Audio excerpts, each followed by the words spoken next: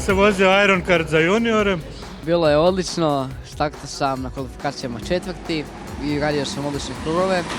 Na kraju sam zapravo prošao drugi ciljem, ali pošto su ostali napravili krive izmjene, dobili su kaznu pa sam na kraju bio prvi. Iduće godine planiramo 40 utrka. Svaki mjesec bit će 4 eventa. Nešto juniora, nešto seniora, ekipnih utrka i tako. Pa konkurencija je super, svi su jako dobri, svi jako dobro vozimo. Prijaviti se može svako ko ima akaunt na SVS web stranici. To je slobodno za bilo koga ko vozi karting, bilo profesionalno, bilo amaterski, svako može sudjelovati. Dođite, pridružite nam se da nas bude što više.